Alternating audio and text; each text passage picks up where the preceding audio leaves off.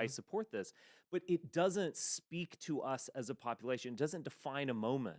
And all of the genres that people like are nostalgic. So, I mean, I was talking to a friend of mine who's in his early 20s, and he was saying, oh, yeah, like hipster girls that he dates or whatever, they're listening to Nirvana in 2023. Oh And it's yeah, like, yeah. that's cool, I guess, but you're not getting it. Like, you don't understand what 1991 was and the kind of declinism that was actually kind of setting in, the confusion about the end of the Cold War.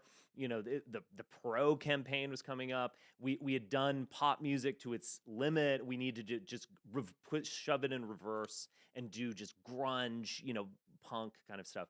And I we don't have a collective body in that sense. And Or is it bad because we're too collective though? Because that's what I wonder too, and that like it's just because it's so national and international.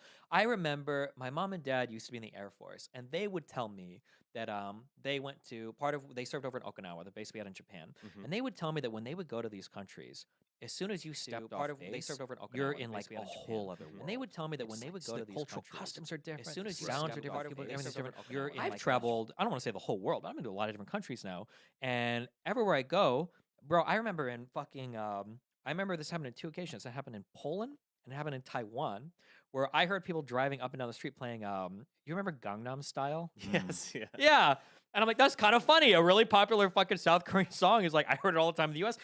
And all of the culture that we export is now everybody's kind of like on the same page. And I wonder sometimes, like, does that hurt? And it's ironic, and the lack of sincerity to Gangnam Style or whatever that was. Mhm. That was kind of like, I mean, surely that was ironic on some level. Oh yeah. That whole Yeah. thing. I mean, and so it's this like irony and nostalgia and just these like layers of distance Mhm. between something sincere. Whatever you want to say about Nirvana, that was sincere music. Sure. But But then also, I will say too that it's hard to say like how much stuff do we have today that we wouldn't have in our current environment too. So for instance, like Kendrick Lamar, is a really good rapper, really great writing. Like that's would he have been able to exist when we only had like Sure. gangster rap or like West Coast East Coast stuff with that kind of writing and that kind of person, or like Tyler the Creator, where you've got like some people that are like bi or like other kind of identities. Like would they have been able to make it in those environments back then too? You would know better than I. Well, right? I mean, like when we talk about no longer having a monoculture, you're part of the problem because the reason why you don't see albums doing the incredible album sales that you used to see 20 years ago or whatever is because you have large chunks of society who are watching fucking Destiny re-uploads. Not to mention like Right. even just within hip hop, when they look at how bad album sales are these days, I'm like, well, there's all these hip hop based podcasts and Twitch streamers and creators, etc., who are out here making content, and I feel like the people on average are being trained to crave conversation more than music, and even a lot of the most like ordinary normie ass hip hop consumers that I know have essentially stopped listening to rap like probably 90% as much as they used to because now they're consumed by the resulting conversation around the culture. Right. Which I think plays into my earlier argument about like the information overload. Like Mm. back then, I remember back when I was a kid, little younger than you guys. I'm 34, but like new albums being released by certain people. Dude, when there was when Oh, yeah. when Meteora came out from fucking Linkin Park, bro, and the whole ritual behind like going to the store, buying the CD, and you can't listen to it there. You got to fucking drive home. You got to pop it in your CD player, and you can't skip for it. You just have to sit there and you got to listen to it from start to finish. When Kid A came out, Radiohead albums came out, like these were monumental things. Yeah. And now it's like you're inundated with media and cool shit from everybody everywhere. And I guess it feels a little bit less special. It's harder to like take it for like when a new Final Fantasy came out, it was like a really big deal in the video game world. And now there's like AAA titles being released like every month, every 2 weeks, and it's like whatever. Can this type of society be managed? Because again, like even I'm in my mid 40s. I can remember when the big three networks were still a thing. Tom Brokaw, Dan Rather, Peter Jennings. Mhm. They were kind of father figures. They could kind of define the general mainstream opinion of things. I can't name the nightly news broadcasters. Anderson Cooper. No, I know what you mean. Yeah. You know what? Yeah, I could name him, of course, but yeah. I don't even know if he's a night broadcaster. I think he just has a show, but yeah, I know what you Even mean. Anderson Cooper is kind of ironic, and he's almost the Seth Meyers equivalent in a way. Yeah. So we don't have that stability. There was a way to manage a technological society through these big structures like this, like the music industry. Hollywood inflected our dreams. It taught us what our fantasies were. It gave us myths and so on. Now, maybe those are bad myths. We could talk about that, but it was something that was unifying. And it's now we're in this world of just total fragmentation where it's like I signed up for TikTok just for a little bit. I deleted the app. But Good for even, you. You were being spied on? what? The CCP was watching you? They knew who I was. I could go into this. They figured out exactly who I was almost immediately, and they were serving me like MILFs wearing cowboy boots and Texas hats. So they kind of Oh, knew they know where I you, was yeah. from. And then they started serving me even weirder shit. But they like got into my brain almost immediately. I didn't subscribe to a single person, and they pegged me. It was scary. Yeah. TikTok is those algorithms are on every social. It's so funny because Yeah. people always like bring back the feed where we can just see things chronologically. That's what we want. It's like that's not what you want. No, These you want algorithms that. plug into your fucking brain And like now on crazy. Twitter, you have the two feeds side by side, and you get to see just how boring the chronological yeah, order of your everybody always friends says is. bring it back. Nobody wants that, bro. These companies, like Yeah. I know guys that work. You don't want chronological feeds. You want them, But it's tailoring something content to- different. So, but previously it was like Hollywood, CBS, etc. They gave you a message, and it was a kind of top-down system, and you can manage society this way. I think the algorithm is doing something different, and I'm not sure I even quite have the words to describe what's happening because it's getting into your head. It's like finding out the fantasies you wouldn't even admit to because it could tell how long you look at the video. Yeah. I well, don't know there's if it's even for tracking like eye on movement. YouTube. I don't know if you guys have figured this out yet. Subscribers don't actually matter that much anymore. Like how many subs a channel has, Right. because most people's content that they watch is just on their suggested page. Right. And whether or not you're subscribed to something doesn't even necessarily guarantee that a video is put there. Right. It's dude, I remember back in 2008, 2010, like the way to game shit was to like hide keywords and like the header of like your HTML for like the web page and shit. Everything is so sophisticated these days in terms of how stuff figures out. And there's so much. Right. There's so much content. Like if you wanted to watch a fucking podcast, like you can follow like maybe 3 or 4 or whatever, but like there's like 1 million hours of every fucking show that's released all the time. And it's harder to find those monumental releases that everybody Right. used to look forward to. The new fucking Radiohead album, the new Right. fucking Kurt Cobain, the new fucking Pink Floyd or whatever, going back further, the new Beatles shit. Because there's just so much shit. And that's why when it comes time to elect a president, it feels kind of ridiculous. It's like, oh, so we're all supposed to agree on 1 or 2 people at this point? yeah, maybe, yeah. Yeah. Yeah, Jews. Right. But yeah, but this is a huge problem. I think also with the algorithm, there's that question of, is it figuring out your fantasy or is it kind of incepting something? Telling you. Yeah, because I was actually joking with this friend of mine because we were talking about this exact subject, and I was joking. I was like, "Why is it giving me all these advertisements for gay cruises?" You know, it wasn't actually, but you know, yeah.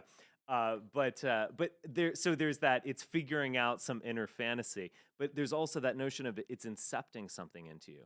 And so Possibly. it's giving you the fantasy, and that's something that Hollywood was really able to do. It certainly did it for me with all these Indiana Jones and E.T. and all that kind of stuff that I still Mhm. love. I mean, it was able to kind of give you new ways to dream, and I'm wondering, like this algorithm, it's doing it very differently. You don't go sit down for 2 hours in a movie theater that's collective with your parents, maybe, or a date. You're just scrolling. Yeah, because 5 everything is so seconds. overwhelming. Like, Yeah. it's really hard for a lot of fucking Zoom. Bro, I had a girl that I was talking to, this 23-year-old girl, and she asked me the question, or I think I asked her about like, oh, like, is there? I think it was something like, what kind of movies do you like, whatever. And she's like, oh, like, I really like the Prestige. Have you ever seen that movie or like the clips? And I'm like, what the fuck do you mean? Right. Have I seen the clips? I was like, what the fuck do you mean when you say have I seen clips of the movie? You're either asking me if I've seen the movie or not. And like for a lot of Zoomers, for a lot of people like 22, it's hard to even get them to sit down and watch a full movie, let alone like without your cell phone. Like, She's holy kind of shit. adapting that from us though too, because anytime you watch a debate or a Twitch conversation or whatever, there'll be a conversation about some piece of content, and somebody will say, "I've seen a couple clips. I didn't watch the whole 3-hour Right. thing or Sure. whatever." So she thinks that it's normal to say that. Yeah, about to a see full clips length of shit. film, I which know is what they're going to hilarious. clip out of what I just said. Sure, yeah. Which is part of what I like about my channel because I still have like the full 2 or 3 hour videos Yeah. rather than like. But yeah, I mean now I've gotten into the TikTok game and YouTube Shorts and like cutting up short. Yeah, stuff well, and it's kind of a everything. weird feeling even doing podcasts these days because you kind of know that they're going to get more views on TikTok than they ever are on a platform Yeah. where you're actually being paid for it. Although to be fair, that those views mean less. I'd rather have 150,000 views on a YouTube video than 1 million views on a TikTok clip because I know that the type of engagement. I mean, one, you get paid more for it, but like the type of engagement is a much bigger buy-in from those 150,000 people versus the TikTok people that just like scroll. You know. Very true. And Yeah. it's supposed to be good for your amplification and everything, but a lot of times you wonder. Yeah. Hopefully like if I get like 10 million views on a TikTok video, I hope I've driven at least like I guess like 50 or 60 people more to like my long form I, mean, content. I can see it sometimes where there's a clip where a girl said that she wanted to get shit on, and that was many years ago. And every once in a while, it'll pop up on TikTok and get 10 million views, and then I'll go back and look at the original VOD, and people manage to find it, and like 10 million views will equal out to like an extra 50 to 100,000 on the actual YouTube video, which. Or you see like big TikTokers will have like 1, 2, 3 million followers, and then they'll try to stream and they get like 50 viewers. Yeah, it's 'Cause the conversion streaming is, like, so is a crazy, much more dedicated connection. Yeah, there's no story, there's no narrative. And I think that's a very interesting change in culture where you're looking at maybe a clip of a movie Mhm. or something like that, or you're looking at just some like weird, kind of thing where like a girl will just do something kind of silly in her apartment Mhm. and or do a voiceover or all this kind of there's no narrative. Mhm.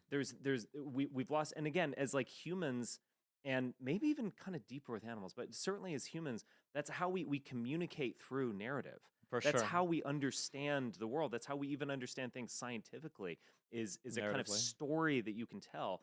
And we're getting that ripped away from us.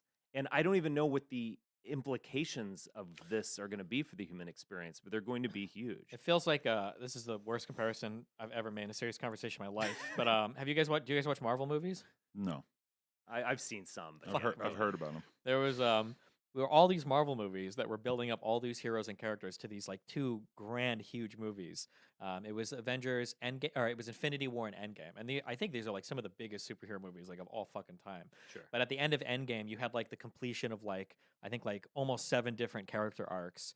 And Marvel has been trying really hard releasing new superheroes movie. They call it like phase 3, phase 4 to figure out like their personality or their stories or their arcs afterwards. But after the ending of that one huge conclusion to a lot of the superheroes, the death of some, the finishing of others, like people like don't care anymore. And it's just like random superheroes that they don't care about and movies that are like meh. They're not like horrible, but they're just like meh. And it feels like a bit of an analogy too, but neither of you understand it, so I'm just talking to myself. But yeah. No, Feels like to an I analogy to like understand what you're America, saying. where it's like, yeah, we beat communism, we won the Cold War, we landed on the fucking moon, we beat Hitler, and now we're fighting against or for trans kids. I guess is like what the whole conversation nationally. Like, what was it? Fucking was it like I just saw Matt Walsh like went to fucking Mississippi and he's like, today I stand in proud honorary talking about this new anti-transing the kids bill, and I'm like, is this really all conservatives have to talk about Yeah, today? okay. Like, what the fuck? When you look at somebody like Matt Walsh, and it feels like in some ways he's doing like an updated version of what you were doing in 2016, right? definitely. Like what's the feeling in your stomach when you see what he's putting out there to the world? I feel that I need to do something radically different because the fact is I agree that the vibe of the alt-right has been totally absorbed into conservative ink. And I think that's one of the kind of, in a way, kind of misunderstood things. I think also mainstream people are in a way much more radical than marginal people, which is another, I think J6 was kind of emblematic about that. It was this normies getting together, and next thing you know, they're like overturning the government. We're trying to, I mean, pretty remarkable stuff. But yeah, there's no doubt that the Matt Walsh, he's not going to touch on race or race realism or the Jewish question or whatever. He's not going to do that exactly. Although someone like Crowder kind of does. In this kind of Crowder, funny I way. think, has positioned himself as like, I think he's trying because Trump and Trump company is falling apart or has Right. been since the last kind of like middle elections. Oh my God, Mhm. midterms. And there's like the Daily Wire is poised as like that center right. We want to be the voice of the mainstream modern day Republican. Right. And I think Crowder is like, well, there's a lot of populists and shit that are from the Trump camp that you guys are ignoring. And I think Crowder wants to be the guy there to absorb all of those types of people. So Well, he's going right. to sit a bit far. So Shapiro won't even touch the Jewish question, obviously because he's fucking Jewish and he's Ben Shapiro. He'll touch the Jewish question, but in his own very, way, very yeah. barely. But Crowder will Well, definitely. it's Crowder's like- never going to come out and be like, He'll you know, endorse the Jews Jewish are. question. Yeah, Crowder's Yeah. never going to come out and be like, Jews are controlling media. But he'll be like, there are a lot of Jews that are in positions. He you think, right? basically He'll- said that. Yeah, He's he'll like, he'll a lot dance of people around with it. Jewish Yeah. names in Hollywood. I don't know. But he's Like, not even going to go as but- far right as like Fuentes is today. No, right? he's not going to do Crowder, yeah. Fuentes. But I guess my general point is that situationally, the alt-right was in complete opposition to the conservative movement in 2016. Mhm. That was the entire cuck thing. That was not about liberals. Mhm. That was 100% about conservative cucks. Yeah. You know, you're losers, you're I mean, fat, where you're did boring. Groypers came from? Like what, bullying Charlie Kirk and shit, right? Like that's where a lot of the American First Movement came from, was fighting like establishment conservatives. Yeah. True, but even that was more like, you know, why don't you fulfill your own values? That was actually even more. The alt-right was really anti-conservative, Mhm. and the best opposition is the one you can control.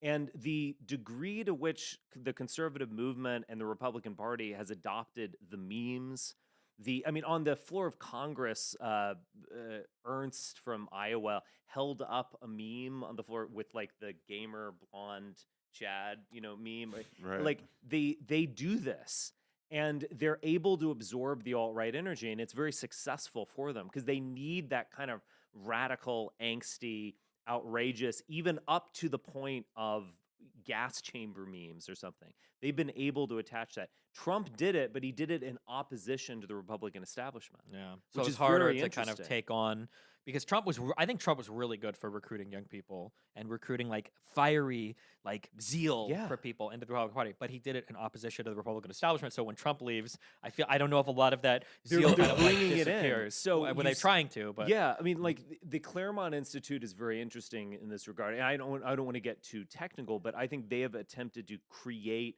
an alt-right almost from central casting.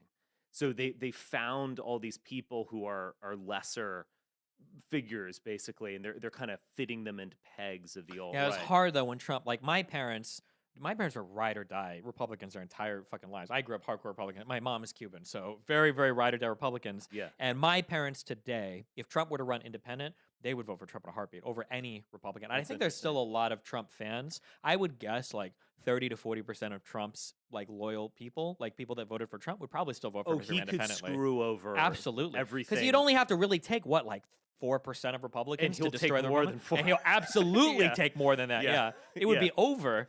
It would. But what's interesting, to go back to what I was saying, I think even the DeSantis campaign, I've seen these murmurings of them trying to bring in these influencer types, Pedro Gonzalez, Jack Murphy, all these kind of weird figures. If you don't know what I'm talking about, don't worry, they're lesser lights. But they're trying to kind of recreate that for a new thing, Mhm. almost in a lab. They're doing an experiment to reproduce it. I think a lot of Elon's purchasing of Twitter has been about that. I mean, Elon has been promoting some pretty. I mean, he's replying Yeah, he's with fucking emojis insane. to cat turd. I mean, remember one at of his some first point, it's stories just after like, he what bought the it. fuck are you- He fucking retweeted that fucking story about Pelosi's husband got Right. attacked by his gay lover or whatever. I was like, bro, And what the th- fuck and are then you he, even he saying right eventually now? deleted it and didn't offer any explanation or anything. Oh my god. He's retweeting Medvedev, who's playing his own game in the Kremlin. He's trying to be the badass, talking about America's going to collapse in the next year.